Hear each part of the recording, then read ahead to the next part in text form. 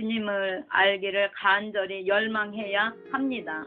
우리가 주님과의 긴밀한 교제를 원할진데 또 한 가지 매우 중요한 것은 우리가 주님을 알기를 간절히 원해야 한다는 사실입니다. 주님을 아는 것이 우리 유일한 목표요. 우리의 불타는 열망이 되어야 합니다. 사실 우리의 모든 신앙을 한마디로 줄이면 주님을 아는 것이라고 할 수 있습니다. 그러므로 이러한 자세를 가지고 주님을 알기를 구하는 것은 너무나 당연한 것입니다. 그리고 성경에 나오는 믿음의 선배들도 다 그렇게 했던 것을 볼 수 있습니다. 이를 위해 저는 여기서 성경에 나오는 두 사람만 예로 들고자 합니다. 먼저 다윗을 보십시오. 그는 이렇게 말하고 있습니다. 시편 27편 4절 내가 여호와께 청하였던 한 가지 일 곧 그것을 구하리니 곧 나로 내 생전에 여호와의 집에 거하여 여호와의 아름다움을 앙망하며 그 전에서 사모하게 하실 것이라. 다윗은 평생 동안 하나님의 집에 거하며 그곳에서 하나님의 아름다움을 앙망하고 하나님을 찾는 것을 그의 오직 한 가지 구하는 바라고 말하고 있습니다. 다시 말해서 그의 유일한 소원이라고 말하고 있습니다. 많은 소원 중에 하나가 아닙니다. 많은 소원 중에 가장 우선적인 것도 아닙니다. 그의 유일한 소원입니다. 이처럼 다윗은 하나님을 더욱 아는 것을 그의 유일한 소원으로 삼았습니다. 우리도 이와 같아야 할 것입니다. 우리가 진실로 주님만을 구할진데 나머지는 하나님께서 하십니다.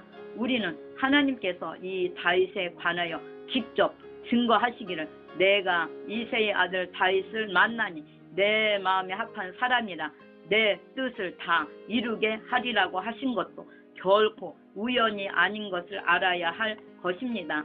이러한 태도는 신약의 바울도 마찬가지였습니다. 그는 고린도전서 2장 2절에서 다음과 같이 말합니다. 내가 너희 중에서 예수 그리스도와 그의 십자가에 못 박히신 것 외에는 아무것도 알지 아니하기로 작정하였음이니라. 여기에 보면 바울도 예수님을 아는 것을 그의 유일한 목표로 삼고 있는 것을 알 수 있습니다. 특히 이 구절은 그가 전하는 메시지에 대해 말하는 구절로서 2장 1절에서 4절 주님을 진정으로 알지 못하면 그분은 진정으로 전할 수 없는 것도 보여주고 있습니다. 뿐만 아니라 빌립보서에서 바울은 이렇게 말합니다. 그러나 무엇이든지 내게 유익하던 것을 내가 그리스도를 위하여 다 해로 여길 뿐더러 또한 모든 것을 해로 여김은 내 주 그리스도를 아는 지식이 가장 고상함을 인함이라. 내가 그를 위하여 모든 것을 잃어버리고 배설물로 여김은 그리스도를 얻고 그 안에서 발견되려 함이니 내가 그리스도와 그 부활의 권능과 그 고난에 참여함을 알려하여. 이 바울의 소망과 열망을 보십시오. 빌립보서는 바울의 사역 말기에 로마 옥중에서 씌어진 서신입니다. 그래서 그는 이 서신을 쓰기 전에 이미 부활하신 예수님을 여러 차례 만났으며 사도행전에 기록된 것만 하더라도요 3층 편까지 가서 사람이 언어로는 말할 수 없는 것들을 보았고 그는 그의 모든 계시를 예수님으로부터 직접 받았으며 그의 손수건에만 닿아도 사람들의 병이 나을 만큼 놀라운 성령의 역사도 경험했습니다. 그런데 그런 그가 이와 같은 모든 것을 다 경험한 후에도 주님을 더욱 알기 원하는 것을 그의 일관된 소원이요 목표로 삼고 있는 것입니다. 뿐만 아니라 그는 주님을 더욱 알기 위하여 모든 것을 배설물같이 여겼다고 말합니다. 왜냐하면 주님을 아는 지식이 이 세상에 그 무엇보다 비교도 안 될 만큼 귀하기 때문입니다. 이와 같이 다윗도 바울도 주님을 더욱 알기를 간절히 열망했습니다. 사실 그것을 그들의 유일한 목표요 소원으로 삼았습니다. 그러므로 우리가 주님과의 긴밀한 교제를 원할진데 우리도 주님을 알기를 간절히 열망해야 합니다. 우리 삶의 무엇보다도 가장 우선적으로 구해야 합니다. 사실 우리는 주님과의 긴밀한 교제를 잃으면 모든 것을 잃는 것과 마찬가지입니다. 이 세상의 어떠한 부귀 영화도 혹은 주를 위한 어떠한 사역도 그분과의 긴밀한 교제를 대신할 수 없습니다. 그리고 우리가 주님을 깊이 알고 그분의 인도를 따라 순종하여 나아가기만 하면 나머지는 그분께서 다 하십니다. 그런 거로 그분을 아는 것이 우리의 유일한 목적이요 목표가 될 수 있는 것입니다. 그러므로 사랑하는 형제 자매여, 우리 주님을 더욱 알고 그분을 더욱 사랑하는 것을 당신의 유일한 목적과 목표로 삼으시기 바랍니다. 그리고 그분을 간절히 사모하시기 바랍니다. 그리하면 우리 주님께서 당신도 모르는 사이에 당신에게 가까이 임하실 것입니다. 야고보서 4장 8절 하나님을 가까이 하라 그리하면 너희를 가까이 하시리라 라고 약속하신 그대로 주님께서 당신에게 가까이 임하실 것입니다. 주님을 아는 유익, 끝으로 주님을 아는 지식은 우리 신앙의 핵심이요 근본일 뿐 아니라 그것은 또한 우리에게 많은 유익을 가져다 줍니다. 첫째, 우리 속에 거룩함이 산출됩니다. 우리는 우리의 노력을 다해 죄를 이기기 위해 힘써야 합니다. 성경은 피를 흘리기까지 죄를 대적하라고 말하고 있습니다. 그러나 우리가 잘 아는 바와 같이 우리의 노력만 가지고는 우리는 죄를 이기지 못합니다. 우리가 얼마나 많은 각오와 결심을 했습니까요? 그리고 그 각오와 결심들이 얼마나 자주 이내 곧 무너지고 말았습니까요? 그리고 설령 우리가 우리의 노력을 가지고 우리의 삶에서 악한 일들을 다 버렸다 할지라도 그것이 거룩함은 아닌 것입니다. 우리는 오히려 바리새인들처럼 다른 사람들에 대해 영적인 우월감을 갖게 되고 따라서 지극히 악한 종류의 교만에 빠지게 되고 말 것입니다. 거룩함은 우리 속에 있는 하나님의 생명입니다. 그러므로 주님께서 우리 속에 사실 때에만 우리 속에 주님의 거룩함이 산출되는 것입니다. 그것은 단순한 성경 공부나 율법적인 행위를 통해서 산출되지 않습니다. 따라서 우리가 주님만을 바라보고 주님께 가까이 나아갈 때 그분께서 우리에게 가까이 임하셔서 우리 가운데 거하시게 되고 아울러 우리 속에 주님의 거룩함이 산출되는 것입니다. 그리고 우리는 그 주님의 임재 가운데 있는 것이 가장 귀하기 때문에 그분께 가까이 나아가는 것을 방해하는 것은 무엇이든지 그것들을 기쁨으로 그리고 적극적으로 버릴 수 있게 되는 것입니다. 이 우리의 영을 씻어 줍니다.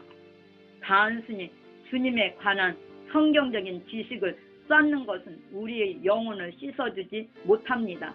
그러므로 오늘날 성도들이 여러 종류의 성경 공부 프로그램을 마쳤음에도 불구하고 그들의 삶에 거의 아무런 변화도 일어나지 않는 것이 바로 이 때문입니다. 반면에 주님과의 긴밀한 교제 가운데서 주님이 내게 하신 말씀은 참으로 내 영혼을 정결케 해줍니다. 에베소서 5장 26절에서 27절 그리고 아울러 우리는 정기적인 영적 목욕을 해야 할 필요성을 가지고 있습니다. 우리 몸에 때가 끼지 않도록 정기적으로 목욕을 하는 것처럼 우리 영혼에도 때가 끼지 않도록 우리는 정기적인 영적 목욕을 해야 합니다. 그런데 주님과의 교제가 우리의 영을 씻어줍니다. 3. 우리의 혼을 보호합니다.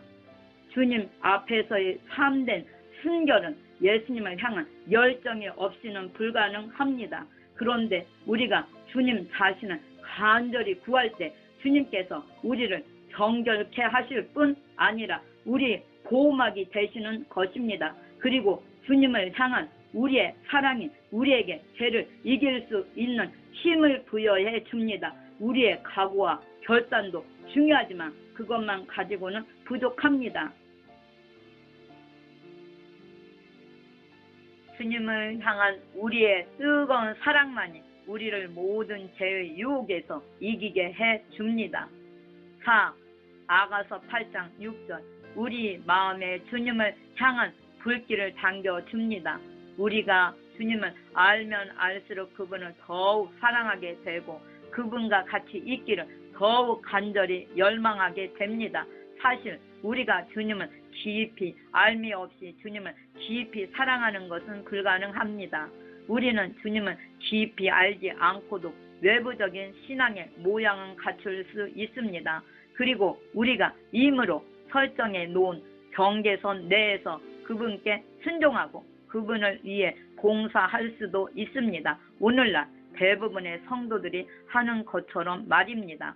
그러나 우리가 주님을 깊이 알미 없이 그분을 위해 소위 옥합을 깨뜨리는 사랑은 할 수 없습니다. 우리는 마르다와 마리아 자매 중 주님을 위해 옥합을 깨뜨린 사람은 늘 주님의 발 아래서 그분의 음성을 들으며 그분과의 긴밀한 교제를 우선적으로 구했던 마리아였던 것을 기억해야 합니다.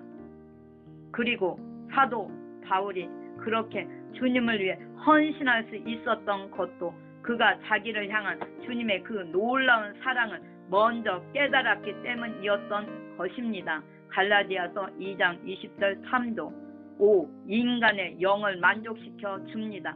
시편 기자는 주의 전에서의 하루가 세상에서의 첫날보다 더 귀하다고 노래했습니다. 그런데 그 말이 무슨 말일까요? 그저 교회에서 하루 보내는 것이 세상에서 3년 이상을 보내는 것보다 더 좋다는 말일까요? 여러분도 그렇게 느끼십니까요? 그러나 여러분, 우리가 주님의 임재하심 가운데 함께 있을 때 그것은 실로 우리에게 만족을 줍니다. 주님의 임재하심 가운데서 그분과 함께 있는 단 5분이라도 그것은 세상에서의 그 무엇보다 귀하고 아름답고 기쁘고 만족스럽습니다. 이처럼 주님과의 긴밀한 교제보다 우리에게 진정한 만족을 주는 것은 없습니다. 그것은 그 무엇보다도 더 귀합니다.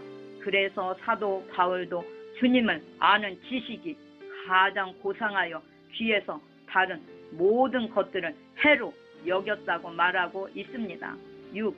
인간에 대한 두려움이나 불안정으로부터 우리를 자유케 해 줍니다. 우리는 우리 주위의 환경이나 우리가 가지고 있는 지위 혹은 우리에 대한 다른 사람들의 평가로부터 우리 자신의 가치와 존재를 찾으려고 노력할 때 우리는 끊임없이 불안하고 초조할 수밖에 없습니다. 그러나 우리가 하나님과의 깊은 교제를 가질수록 우리 자신을 향한 하나님의 사랑을 더욱 깨닫게 되고 하나님께 받아들여졌다는 사실을 깨닫게 됩니다. 그리고 이러한 확신은 우리에게 자존감과 가치를 부여해 주며 따라서 다른 종류의 두려움과 불안감에서부터 우리를 자유케 해 줍니다. 즉, 내적 상처를 치유해 줍니다. 우리가 주님을 향해 가까이 나가게 될 때 주님은 우리 가까이 찾아오셔서 그 부드러운 사랑의 손길로 우리 속에 있는 깊은 상처까지 만져주시며 그것들을 치유해 주십니다. 저 개인적으로도 주님께서 성령의 조명을 통해 내 속에 있는 상처들을 치유해 주사 나에게 참다운 자유함을 주신 경험들을 가지고 있습니다. 8. 영적 전쟁에서 승리로 인도하는 효과적인 수단이 됩니다. 성경은 날마다 영적 전쟁을 하고 있다는 사실을 명백히 하고 있습니다. 그런데 우리가 날마다 싸우는 영적 전쟁에서 주님과의 깊은 교제보다 더 큰 승리의 비결은 없습니다. 우리는 이것을 구약에 나오는 이스라엘 백성들의 삶에서 잘 볼 수 있습니다. 그 당시 이스라엘 백성들이 싸웠던 모든 전쟁은 영적인 전쟁이었습니다. 그러니까 이 말은 그들이 나가서 창과 칼을 가지고 실제로 적들과 싸우지 아니하고 그저 앉아서 기도로서 싸웠다는 것을 말하는 것이 아닙니다. 그들은 실제로 나가서 창과 칼을 가지고 실제의 적과 싸웠습니다. 그러나 그럼에도 불구하고 그들의 전쟁에서의 승패는 한 번도 군사력의 우위에 의해 결정된 것이 아니라 전적으로 그들과 하나님과의 관계에 의해 결정되었다는 의미에서 그들의 전쟁은 모두 영적인 전쟁이었던 것입니다. 다시 말해서 그들이 하나님과의 올바른 관계에 있을 때는 아무리 큰 적이라도 물리칠 수 있었지만 반면에 그들이 하나님과의 올바른 관계에 있지 않을 때는 엄청난 군사적인 우위를 가지고도 매우 작은 적 앞에서 대패했습니다. 그런데 이러한 그들이 전쟁에서 승리의 비결이 있었는지 아십니까요? 그것은 어떤 환경과 군사적인 열세에도 불구하고 그들이 하나님의 음성을 듣고 그대로 순종하는 데 있었던 것입니다. 이처럼 우리의 전쟁에서 승리의 비결은 주님과의 긴밀한 교제인 것입니다. 9.